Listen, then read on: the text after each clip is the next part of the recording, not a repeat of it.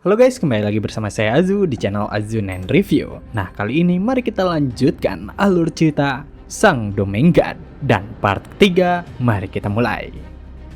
Beberapa hari sebelumnya, di ruangan Patriark Klenjo, terlihat jika kelompok Paeng Cheolyong telah bertemu langsung dengan Patriark, di mana urusan kelompok Rising Dragon dari Murim datang ke sana adalah untuk meminta audiensi kepada Patriark Klenjo. Dari itu jugalah Jo Il Hyung yang merupakan Patriark Klenjo menyambut kedatangan mereka serta mempersilahkannya untuk duduk di kursi, di mana ia bertanya apa mungkin dirinya merupakan Sang Blade Dragon, salah satu Twin Dragon dari regu Rising Dragon, dan Paeng Cheolyong membenarkan hal tersebut. Yang mana mengetahui hal itu, Patriark Jo menyadari jika yang di sebelahnya pastilah Sword Dragon. Dan pria itu pun memperkenalkan diri jika dirinya merupakan Nam Gong Jin. Serta Paeng Miryong juga memperkenalkan diri sebagai adik dari Paeng Cheolyong. Mengetahui akan itu, Jo Il Hyun tentu saja penasaran. Karena bukankah klan Paeng merupakan klan bela diri paling hebat di daerah Hebei? Apalagi memperhatikan Miryong, ia dapat merasakan keanggunan dan juga kecantikannya. Jadi dirinya merasa jika Miryong bisa menjadi pasangan yang cocok bagi Jo In. Jadi saat para generasi muda berinteraksi setiap harinya, pasti secara natural mereka akan semakin dekat. Yang mana itu artinya situasi saat ini merupakan kesempatan yang bagus, di mana dengan sambutan baik dari Patriark Klenjo, baik Paeng Cheolyong, Nam Gong Jin, dan Paeng Miryong, mereka berterima kasih terhadap Patriark Jo karena merekalah yang akan berada di bawah pengawasan Klenjo. Namun di balik itu semua, nyatanya mereka telah diperintahkan oleh Dok Gowon, di mana alasan mereka melakukan audiensi terhadap Klenjo adalah untuk memastikan hubungan Patriark Klenjo dengan penyerangan bandit Green Forest pada saat di Hengsan. Serta karenanya mereka diperintahkan untuk menemukan bukti jelas antara hubungan Klenjo dengan para bandit itu. Kembali ke saat ini, meski kelompok Rising Dragon memiliki misi untuk memperhatikan seisi Klenjo, namun Miryong sedikit mempermasalahkan tindakan kakaknya. Karena selama ini Paeng Cheolyong terus memperhatikan anak perempuan dari Patriark Klenjo. Dan meski dirinya telah memperhatikannya selama beberapa hari terakhir, sebenarnya wanita itu tidak pernah melihat baik terhadap kakaknya, melainkan ia malah menatap ke arah seorang porter.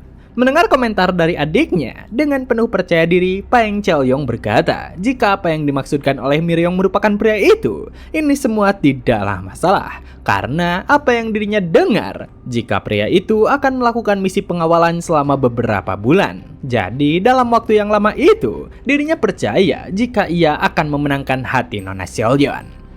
Di tempat lain, di sebuah kedai, terlihat jika kelompok pengawalan Henan sedang menikmati makan siangnya. Dan Hyungwoo yang tergabung bersama mereka, ia ikut menikmati makanan tersebut. Karena itu merupakan perayaan makan terakhir sebelum keberangkatan misi pengawalan. Dan apa yang Hyungwoo lakukan, ia hanya terus fokus terhadap makanan yang ada di hadapannya. Di mana bagi dirinya, makanan yang telah dimasak merupakan hal yang paling mendebarkan setelah keluar dari gua. Melihat Hyungwoo yang begitu menikmati makanannya, Hyungpo tentu saja sedikit terheran. Karena apa yang dilakukan oleh Hyungwoo seperti sedang menjalankan semacam ritual. Tapi mau bagaimanapun itu, ia menyarankan Hyungwoo untuk makan dengan baik. Karena jika dirinya dapat menikmati makanan, dirinya yakin jika misi pengawalan takkan menjadi terlalu sulit. Apalagi tempat tujuan misinya adalah Sichuan, di mana daerah tersebut telah lama menjadi tanah air dari klan Tang. Dan permintaan kali ini datang dari salah satu klan terbesar di Jianghu, yaitu klan Sichuan Tang. Selain kelompok pengawalan Henan, nyatanya mereka juga bergerak bersama Tang Hogwan yang merupakan tetua dari klan Sichuan Tang. Dan juga mereka ditemani oleh Tang Cheogi. Di mana pengawalan kali ini, klan Tang sendiri telah memilih dan mengirimkan pengawal mereka sendiri. Jadi dengan situasi tersebut, sudah jelas jika muatan yang akan mereka angkut sangatlah berharga. Di saat Hyungwoo memperhatikannya, Tang Hogwan yang ada di sana, ia dapat menyadari adanya aroma yang sedikit enak. Dan ketika ia menghancurkan suatu kupu-kupu ilusi, Tang Hogwan langsung memperhatikan kelompok pengawalan Henan. Sampai-sampai Tang Chaogi bertanya kepada sang tetua, apakah ada sesuatu? Dan Tang Hogwan membalas, jika di antara para porter ada seseorang yang mengeluarkan energi yang tidak biasa. Jadi karenanya ia mulai memperhatikan setiap orang yang ada di sana. Namun begitu ia menyisir setiap orang, Mayuk yang dipilih untuk menjadi pemimpin kelompok pengawalan Henan, ia memerintahkan semua orang untuk bersiap. Karena saat ini persiapan untuk keberangkatan telah selesai. Melihat kehadiran dari Mayuk, Tang Hogwan tentu saja penasaran. Karena apakah sumber energi yang dirinya rasakan berasal dari ketua pengawalan? Namun ia penasaran, apakah energi miliknya selalu sekuat ini? Tapi mengalihkan itu semua, ia memerintahkan Mayuk untuk segera bergegas. Karena dengan perjalanan yang panjang, mereka perlu bergerak secepatnya. Jadi atas perintah tersebut, Mayuk meminta para pengawal dan porter untuk segera menyelesaikan sesi makannya. Karena tentu saja mereka harus menegakkan simbol dari agen pengawalan Henan, di mana mereka merupakan pengawal yang memiliki nama baik atas kecepatan pengawalannya. Dan meski biasanya perjalanan ke Sichuan akan memakan waktu 4 bulan, tapi ia berharap agar kelompoknya dapat mengirimkannya dalam waktu 1,5 bulan. Dari instruksi tersebut, setiap porter benar-benar terheran. Sedangkan Hyungpo yang bersama Hyungwoo, ia memberitahukan jika anggota kelompoknya bergerak lebih lambat daripada ketua Mayuk, mereka akan diusir dari agensi pengawalan Henan. Jadi sebaiknya Hyungwoo jangan sampai ketinggalan. Tapi meski Hyungpo memberitahukan hal itu, Hyungwoo sendiri merasa terheran karena ia penasaran tentang mengapa Hyungpo mengatakan hal tersebut. Sebenarnya ada beberapa alasan mengapa misi pengawalan dari Mayuk terkenal dengan kekerasannya, dan salah satu alasannya adalah kepribadiannya yang ketat dan penuh dengan aturan. Jadi tidak ada ruang kompromi untuk melakukan jalan pintas. Tapi masalah yang sebenarnya bukan hanya para pengawal yang terlatih dalam martial arts, tapi para porter juga harus berlari dengan kecepatan yang sama seperti kuda dan kereta yang dibawa. Namun, meski bagi pemula itu merupakan hal yang sulit, tapi bagi Hyungwoo untuk mengimbangi kecepatan misi pengawalan, seperti halnya dirinya sedang berjalan santai. Jadi karenanya, kelompok pengawalan dapat bergerak dengan baik. Dengan hari yang menjelang malam, setiap orang tentu saja melakukan istirahat. Namun, melihat Hyungwoo yang berdiri, ketua Mayuk tentu saja terheran, di mana ia bertanya, apa mungkin porter itu tidak tidur sama sekali? Namun, Hyungwoo yang bersamanya membalas jika ia selalu tidur seperti itu, yang mana karenanya perjalanan Hyungwoo dengan kelompok pengawalan terus berlanjut dengan baik, dan mereka dapat bergerak hingga Gunung Pingding dalam waktu 4 hari. Di saat mereka bersiap melewati area tersebut, tiba-tiba saja Tang Chaogi menghentikan kudanya, di mana selanjutnya sebuah tombak langsung melesat ke arah mereka. Dan Mayuk yang melihat itu, ia langsung menebas tombak yang meluncur ke arahnya. Jadi dengan gangguan yang terjadi, ia berteriak dan bertanya tentang siapa mereka. Di saat berikutnya, terlihat para bandit mulai bermunculan dari balik semak-semak, di mana mereka membalas jika sebenarnya itu merupakan hal yang ingin dirinya tanyakan. Dan karena mereka telah memasuki wilayah bandit Green Forest, tentu saja si pemimpin bandit itu memerintahkan kelompok pengawalan untuk menyerahkan barang-barangnya. Karena jika mereka ingin hidup, sebaiknya meninggalkan setiap harta yang dibawanya. Dengan kehadiran para bandit Green Forest, Tang Hogwan masih bersikap santai, serta memberitahukan Tang Chaogi jika kelompoknya tak perlu panik. Dan Hyungpo yang ada di sebelah Hyungwoo, ia memberitahukan jika para bandit itu akan mundur ketika kelompoknya memberikan biaya perjalanan. Jadi Hyungwoo tak perlu khawatir dengan serangan para bandit.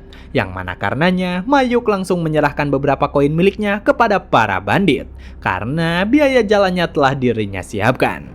Jadi karenanya ia memerintahkan para bandit itu untuk memberikan jalan. Namun meski Mayuk telah menyerahkan koin miliknya, si pemimpin bandit langsung menebas hal tersebut, serta berkata jika apa yang dirinya inginkan bukanlah uang receh seperti itu. Jadi apa yang perlu mereka lakukan adalah meninggalkan barang dan pergi dari sini. Dan karenanya si pemimpin bandit langsung menerjang ke arah Mayuk. Melihat tindakan pemimpin bandit yang menyerang secara tiba-tiba, Hyungpo benar-benar terkejut. Sedangkan Hyungwoo yang sedari tadi memperhatikan, ia dapat mengetahui jika bajingan itu menunjukkan niat membunuhnya. Melihat serangan datang ke arahnya, Mayuk segera menyilangkan pedang dan memblokirnya. Tapi pemimpin bandit itu tidak tinggal diam dan segera melancarkan tendangan. Dari serangan itu, Mayuk memuntahkan darah dari mulutnya. Merasa serangannya telah berhasil, pemimpin bandit berkata jika agen pengawalan rendahan tidak akan bisa menghentikan mereka. Kemudian ia memerintahkan seluruh bawahannya untuk segera menyerang dan membantai mereka semua. Mendengar perintah itu, semua bandit yang bersembunyi segera maju menyerbu ke arah mereka. Melihat hal tersebut, para porter menjadi sangat ketakutan menghadapi jumlah orang sebanyak itu. Dengan apa yang terjadi, Tang Hogwan sadar jika mereka bukan bandit Green Forest biasa. Oleh karenanya, ia segera bertanya tentang siapa yang menjadi pendukung mereka. Mendengar pertanyaan itu, pemimpin bandit mengaku jika mereka adalah pahlawan dari bandit Green Forest. Menurutnya, bisa mati di tangan mereka, seharusnya Tang Hogwan merasa terhormat. Akan tetapi, Tang Hogwan berkata jika itu sangat disayangkan. Karena jika hanya seorang bandit biasa, maka ia mungkin saja akan bisa hidup. Bersamaan dengan itu, ia melemparkan sebuah pisau ke arah pemimpin bandit. Dengan serangan itu, si pemimpin bandit merasa sangat terkejut. Ia tak menduga jika hanya dengan sebuah pisau bisa membuat dadanya berlubang. Seketika, pemimpin bandit itu mati dengan darah yang menyembur dari lubang di dadanya. Setelah berhasil membunuh pemimpin bandit dengan sangat mudah, Tang Hogwan berkata jika mereka semua sangat berani mengincar barang kelentang. Oleh karenanya, ia tidak akan memaafkan mereka semua, karena mereka telah meletakkan tangan terhadap barang-barangnya. Bersamaan dengan itu, ia melemparkan jarum-jarum beracun ke arah mereka semua. Dari serangan itu, semua bandit yang ada di sana mati seketika. Setelah kelompok agen pengawalan pergi melanjutkan perjalanan mereka, sekelompok orang bertopeng muncul di tempat kejadian.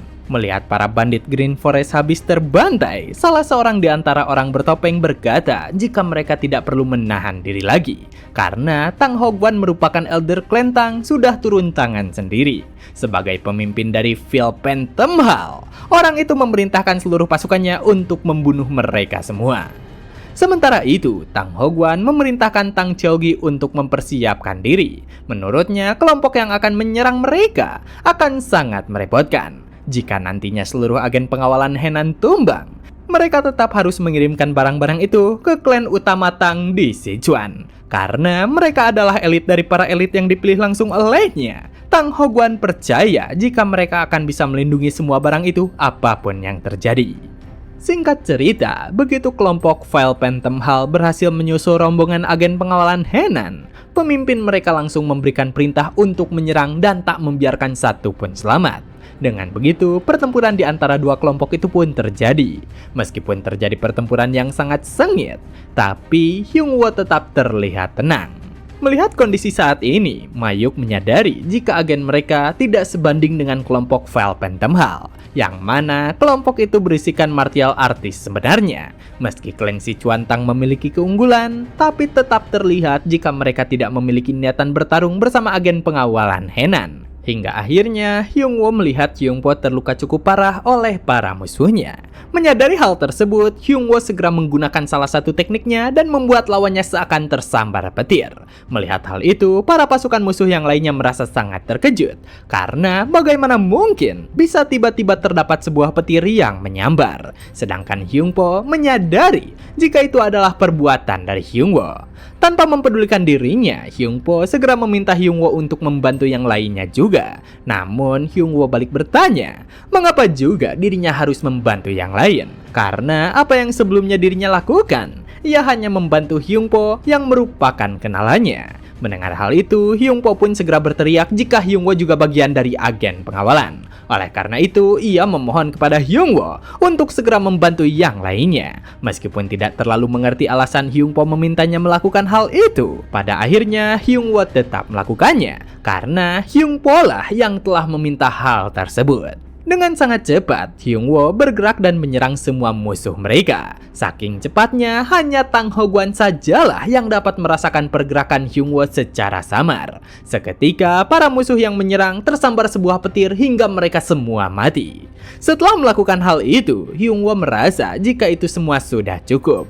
Sementara itu, di sebuah tempat di hutan tersebut, Wo Moon-hye yang merupakan leader Phantom Hall menyadari jika kelompok Phantom Hall miliknya yang telah dikirimkan telah dimusnahkan. Oleh karenanya, ia berkata ke bawahannya, bukankah mereka bilang jika kelompoknya sudah cukup untuk mengurus agen pengawalan Henan dan juga Tang Hogwan? Tapi mengapa kelompoknya malah musnah? Mendengar perkataan itu, bawahannya segera meminta maaf. Dari informasi terakhir yang dirinya dapatkan, ada seorang martial master di antara mereka. Sebelumnya, mereka gagal mengenali martial master tersebut. Oleh karenanya, ia berniat untuk segera mencari tahu tentang siapa martial master itu.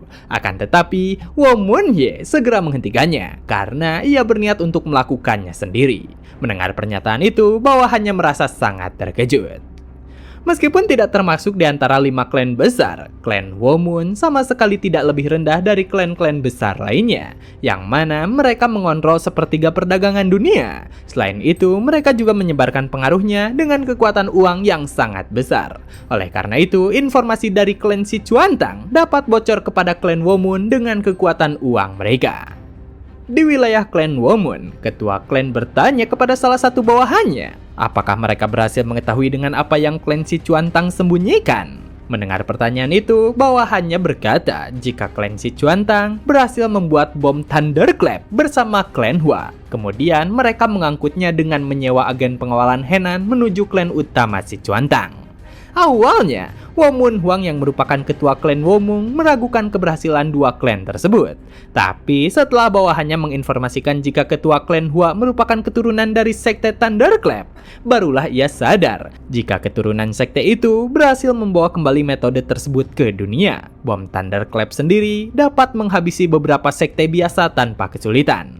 Oleh karenanya, klan Wo Mun harus berhasil merebutnya dan kemudian menjadikannya sebagai perlengkapan pribadi klan Wo Mun. Setelah melaporkan tentang bom Thunderclap, bawahannya berkata jika nona muda mereka langsung pergi bersama Vel Phantom Hall setelah mendengar berita tersebut. Mendengar kabar itu, Wo Mun Huang menjadi cukup khawatir, sehingga ia segera bertanya ke arah mana Wo Mun-hye pergi. Mendengar pertanyaan itu, bawahannya kembali berkata jika nona mudanya menuju ke Gunung Pingding. Kembali ke kondisi konvoi agen pengawalan Henan. Berkat bantuan Hyung Wo sebelumnya, agen pengawalan Henan berhasil menghabisi semua musuh. Akan tetapi, mereka telah kehilangan semua pengawal dan juga warrior. Dan yang berhasil selamat hanyalah pengawal ketua Mayuk yang terluka parah dan pengawal warrior Hyung Po. Sisanya hanyalah para porter yang ketakutan dan dipenuhi trauma. Oleh karena itu, Tang Cheolgi berkata jika misi pengawalan ini akan sulit dilanjutkan. Kemudian mereka harus meninggalkan Gunung Pingding dan menjalin kontrak dengan agen pengawalan lainnya. Namun Tang Hogwan menolak usulan tersebut. Menurutnya mereka harus mempercayakan pada agen pengawalan Henan sampai akhir. Mendengar keputusan itu, Tang Cheolgi segera menolaknya dan tetap ingin berganti menggunakan agen pengawalan lokal. Terlebih lagi, Tang Hogwan telah berhasil menguasai teknik rahasia klan Tang, Heavenly Thunder. Mendengar hal itu, Tang Hogwan tidak bisa menyalahkan Tang Cheolgi karena kejadian saat itu bukanlah karena kemampuannya, melainkan seseorang yang menggunakan teknik petir untuk membantu mereka semua. Pada saat itu, Tang Hogwan sendiri tidak dapat melihatnya dengan jelas, jadi tentu saja Tang Cheolgi tidak dapat melihatnya sama sekali. Mendengar pernyataan jika teknik itu bukan berasal dari Tang Hogwan, Tang Cheolgi menjadi sangat terkejut. Melihat keterkejutannya, Tang Hogwan berkata jika ia tidak salah orang, itu adalah seorang porter yang membawa pedang bernama Hyung Wo.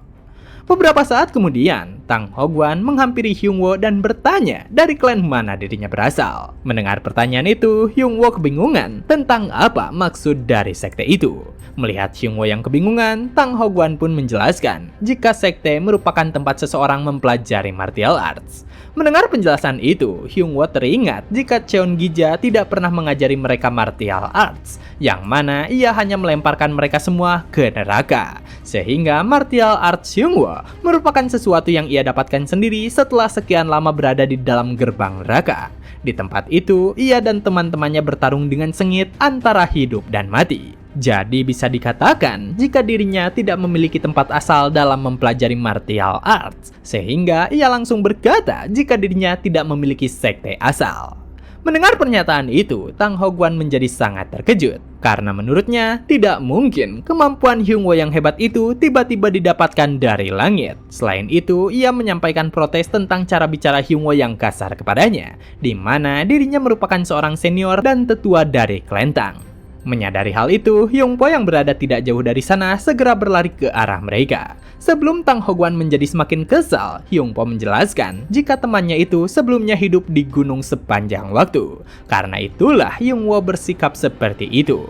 Di masa depan, Hyungpo berjanji akan mengajarinya dengan benar, sehingga ia memohon agar Tang Hogwan dapat memahami hal tersebut. Setelah mendengar penjelasan itu, Tang Hogwan mulai mengerti akan kondisinya. Tapi tetap saja, fakta Hyungwoo sangat kuat tidak dapat dipungkiri. Terlebih lagi, Hyungwoo terlihat jika ia sangat mendengarkan perkataan dari Hyungpo. Oleh karenanya, Tang Hogwan berkata jika Hyungpo memiliki lebih banyak kemampuan dari apa yang dirinya duga. Sehingga Tang Hogwan ingin agar Hyungpo menggantikan posisi ketua pengawal dan bertanggung jawab atas misi pengawalan ini hingga selesai. Meskipun keputusan itu mengejutkan banyak pihak, tapi Mayuk segera menyetujuinya. Menurutnya, Hyungpo merupakan satu-satunya yang tersisa saat ini, sehingga ia merupakan yang paling cocok untuk menjalankan tugas itu saat ini. Sedangkan Mayuk berencana untuk bergegas kembali ke agen pengawalan dan kemudian kembali membawakan bala bantuan. Dalam hatinya, Hyungpo sadar jika seseorang harus mengambil tanggung jawab tersebut. Hingga akhirnya, ia menyetujui permintaan itu. Meski merasa kurang mampu untuk tugas tersebut, tapi Hyungpo berjanji untuk menyelesaikan tugas itu sebaik mungkin. Setelahnya, Tang Hogwan berkata jika mereka akan berangkat esok hari, karena sekarang sudah cukup larut untuk melanjutkan perjalanan. Sementara itu, Tang Cheolgi masih tenggelam dalam pikirannya. Akalnya masih tidak bisa menerima jika porter muda itu merupakan seorang Supreme Martial Master yang menguasai Heavenly Thunder. Di sisi lain, Mayuk tengah dalam perjalanan untuk kembali ke markas agen pengawalan Henan. Sambil menunggangi kudanya, Mayuk sadar jika musuh kembali menyerang, maka kelompok pengawalan akan berada dalam bahaya. Oleh karena itu, ia harus bergegas dan melaporkannya kepada agen pengawalan dan mendapatkan bala bantuan. Tapi tiba-tiba, tak jauh dari sana, terdengar suara beberapa burung yang kabur dari tempatnya. Melihat hal itu, Mayuk merasa sangat khawatir, karena dari arahnya terlihat jelas jika sesuatu tengah menuju ke arah yang sama dengan dirinya. Dengan firasat buruk itu, ia memutuskan untuk segera bergegas secepat mungkin. Tapi seketika, sebuah senjata rantai melesat dan mengenai tepat di kepalanya. Ternyata, senjata itu merupakan milik salah seorang dari kelompok Ghost Masked Assassin, yang merupakan unit assassin dari Demon Blood Baying. Dan setelah membereskan orang-orang yang ada di sekitar, kelompok Ghost Masked Assassin segera menuju kediaman Klan Jo. Sementara itu, di kediaman Klan Jo, Jo Il-hyun yang bersama dengan si Machol tengah disibukkan dengan sebuah pekerjaan. Dari apa yang ia lihat, Jo Il-hyun merasa jika pekerjaan itu tidak akan beres hari ini. Mendengar ucapan tersebut, si Machol menyarankan mereka beristirahat saja untuk sekarang. Akan tetapi, tawaran itu segera ditolak oleh Jo Il-hyun. Karena menurutnya, semakin mereka menunda pekerjaan, maka akan sulit juga untuk menyelesaikannya. Tapi seketika gerakannya terhenti ketika merasakan sesuatu yang tidak benar menghampiri mereka. Terlebih lagi, ia merasakan hawa keberadaan yang sangat luar biasa. Seketika, peperangan pecah di kediaman Klan Jo. Menyadari mereka tengah diserang, seseorang berteriak meminta semua orang untuk mengangkat senjata dan menyerang balik. Melihat seluruh Klan Jo tengah dibantai, si Machol merasa sangat marah dan berniat menyerang balik kelompok Ghost Mask Assassin. Akan tetapi, niatannya itu segera dihentikan oleh Jo Il-hyun karena ia merasakan niat membunuh yang tidak biasa, di mana situasi itu bukanlah sesuatu yang dapat ditangani meski mereka turun tangan sendiri. Menurutnya, tempat terbaik yang harus mereka tuju adalah tempat lain. Beberapa waktu kemudian, dengan terburu-buru, si Machol dan Jo-in segera masuk ke kamar Jo Seol-yeon. Begitu mereka melihat Jo Seol-yeon, si Machol berkata jika mereka harus bergegas pergi dari tempat itu. Melihat ekspresi panik itu, Jo Seol-yeon bertanya tentang apa yang sedang terjadi. Selain itu, ia juga khawatir dengan kondisi ayahnya. Dan begitulah part kali ini telah selesai. Jangan lupa like jika kalian suka dengan konten yang kami bawakan. Serta terima kasih banyak kepada kalian semua yang telah menonton video kali ini. Saya Azu dan sampai jumpa kembali di video berikutnya.